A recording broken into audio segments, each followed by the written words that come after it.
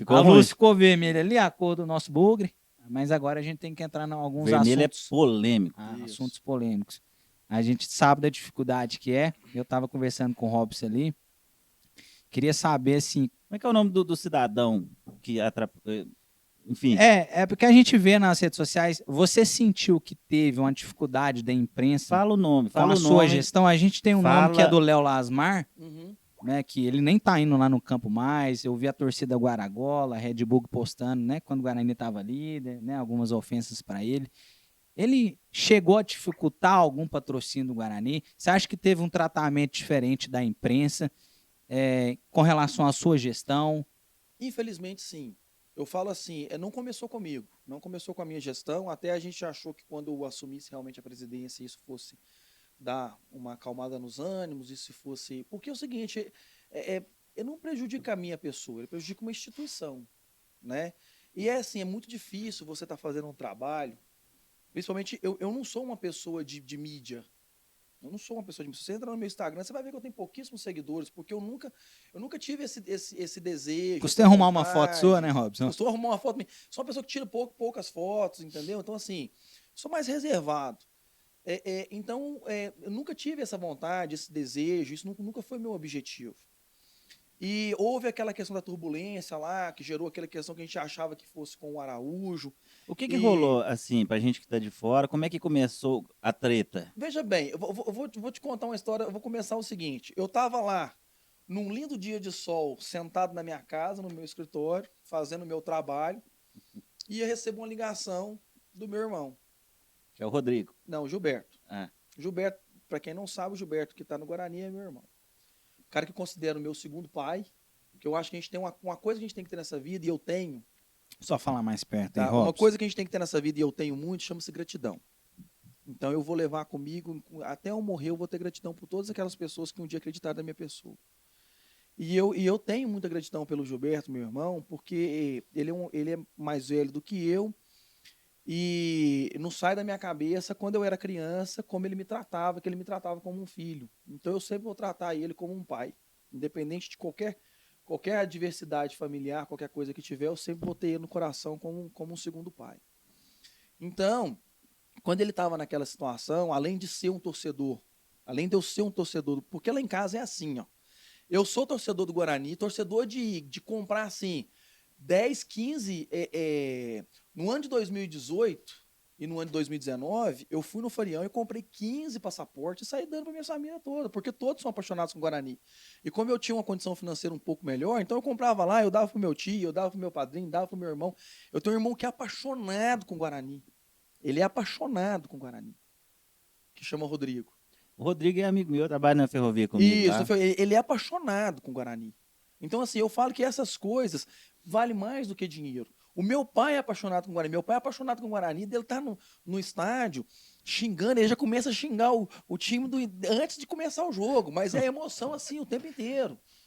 Entendeu? Meu tio é apaixonado. Então, assim, de a gente poder fazer essas coisas. Então, eu tava lá num lindo dia de sol, meio de semana, recebo uma ligação do meu irmão, fala assim, ó, o Guarani está numa situação complicada, está numa situação financeira terrível, nós não temos dinheiro para nada e eu precisava da sua ajuda. Vem cá e sente o que está acontecendo aqui, vem ver o que você pode me ajudar, você conhece bastante pessoas e tal, apesar que eu conheço muita gente, meus negócios é mais fora do que dentro de Divinópolis e tudo. E eu fui lá entender. E eu não sei falar se eu cometi o erro ou eu só cometi o acerto de sentar lá e vivenciar o Guarani por um dia. E foi esse vivenciar o Guarani por um dia que bateu mais ou menos eu acho assim, que aquela coisa, falou assim, não, a gente não pode deixar isso aqui acabar. Então mais ou menos foi na época do Araújo, daquela turbulência, porque não aceitaram que o Araújo tivesse sido o presidente do Guarani. Mas é o seguinte, se o Araújo não pegasse a presidência do Guarani... O Vinícius entregou o cargo porque venceu o seu período. Venceu o período, eles não colocaram outra chapa, isso é muito bem claro. O Alaís, o Araújo. O Araújo foi o único que colocou a chapa. E o Araújo é o seguinte, gente, a gente pode falar o seguinte. São duas coisas. Você pode acusar o Araújo, eu não conheço, tá? Eu vou falar aqui o que eu vivenciei, não conheço, nunca tive vivência com o Araújo, nem nada. Fui conhecer o Araújo no Guarani. E o que eu vejo é o seguinte, ele pode não ter capacidade administrativa para gerar o clube, mas a intenção ele teve. E isso a gente tem que reconhecer. Porque se não tivesse, não teria presidente o Guarani.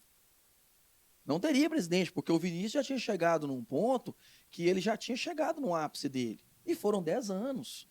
Gente, 10 anos é muita coisa. Todo mundo cansa mesmo. Cansa, às vezes, até a coisa que está dando certo também, cai numa rotina que, às vezes, a pessoa não quer continuar mais. E o Vinícius, eu vou falar para vocês o seguinte, igual eu falo para todo mundo, foi um guerreiro, assim como todos os outros que passaram lá. E é só quando você senta ali e vai ver a situação que você vê que realmente o cara é um guerreiro. Porque ele deixava de fazer as coisas dele e dedicava o tempo ao Guarani. Família toda envolvida, A né? família toda envolvida. Eu tive com o Gilson na casa dele. Então era envolvido, era ele, pai, mãe, irmão, porque isso envolve, não tem jeito. Envolve até a empresa, né? Envolve, porque o Gilson teve que colocar dinheiro no Guarani. Ninguém vê isso. Ninguém vê essas situações. Mas é só, como se diz, é só a vitória e a derrota, né? Que todo mundo enxerga. Então, quando houve essa transição, que o Araújo assumiu, começaram a ter essas. Aí teve essas críticas. Então, assim, o pessoal da mídia batendo pesado, mas batendo pesado mesmo. Eu não entendi, eu não sabia nem o que estava acontecendo dentro do Guarani. Até que fui lá, entendeu? Não virei presidente do Guarani, eu me predispus a ajudar o Guarani. Falei assim, gente, eu vou ajudar vocês, pelo menos, a tentar colocar as coisas nos trilhos. E só que você vai vivenciando um dia, você vivencia o segundo, aí senta para dentro do estádio e fala assim, porra, não tem um papel higiênico, tá faltando um papel higiênico. Esse buraco é mais fundo, né? Esse buraco é mais fundo. Então teve um dia que eu cheguei lá e falei assim, gente, não que eu tenha, tá? Não me leve a mal aí não, porque a gente, eu sou da política do seguinte, eu não quero muito. O pouco que a gente tem, se a gente pensar, a gente consegue fazer. A gente consegue compartilhar. Eu acho que você tá fugindo da treta. Qual que foi a Vou treta? chegar na treta E daqui a pouquinho a gente vai ler muita pergunta aqui que tem pro Roberto aí eu vou Gaúcho. chegar na treta. Nesse dia lá, eu doei R$5.000. Aí conseguiu colocar umas coisinhas em dia, colocou os negócios. Eu doei mesmo. Do meu Mesmo sem dinheiro. ter ligação. Nenhuma. E eu falei assim, vou tentar ajudar vocês a organizar aqui o negócio. E nisso, a gente começou a fazer essa organização e tudo, e o pessoal descendo o pau no Araújo, mas descendo o pau mesmo. Quando o Araújo renunciou, a gente apresentou as contas de retomada, eu fiz um planejamento, levei para o conselho, uma reunião do conselho que teve no Divinópolis Clube, que todo mundo veio. Eu acho que foi a reunião que mais teve conselheiro, foi essa reunião, que virou, né? O pessoal divulgou que seria a reunião para destruir a administração e tal, e a gente chegou, apresentou um plano de ação para o Guarani, mostrou as contas do que a gente precisaria para continuar o campeonato, como queria fazer e tudo. Então o pessoal falou, opa, peraí, deu um pouco de credibilidade para o trabalho. O Araújo ainda era presidente e o pessoal ainda metendo o pau. Quando nessa coisa, eu não fazia parte do conselho, aí passei a fazer parte do conselho nessa data. Depois eu entrei como vice, fui convidado a ser vice pelo próprio conselho,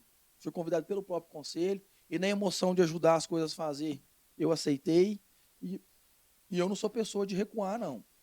Eu sou assim, é lógico que eu não sou insano de ir em tudo a qualquer custo, sem medir as consequências. Depois, o pessoal continuou batendo pesado em cima do Araújo, o Araújo começou a adoecer e pediu a renúncia. Quando o Araújo pediu a renúncia, naturalmente, se o problema fosse com o Araújo, isso deveria ter sido sanado. Isso deveria ter sido estancado por ali. Porque se o problema era com o Araújo, a partir do momento que o Araújo deixou a administração do clube, acabou o problema. Mas não. Continuaram os ataques, continuaram as insinuações, continuaram tudo. E isso continuou acontecendo na derrota, na vitória, ou seja, torcendo para a instituição. E nós chegamos eu falei que eu não tenho papo na língua, tá? Então eu falo a verdade. Nós chegamos a um cúmulo de a gente tentar fazer uma ação com um patrocinador. Foi uma ação que aconteceu assim, esporadicamente dentro do Marte Minas, de uma ação de um patrocinador em potencial, que a gente começou a despertar o interesse desse patrocinador. E o Léo Lasmar, se eu estiver mentindo, Léo, você pode provar que eu estou mentindo, teve a audácia de pegar um WhatsApp, mandar para o Instagram dessa rede, uma rede café grande, mandar denegrindo todo o processo administrativo do Guarani, para que o Guarani não captasse esse patrocinador. Então é o seguinte, Não foi só isso, foram várias conversas, foram várias negociações que assim elas se apagaram do nada, sem nenhuma explicação.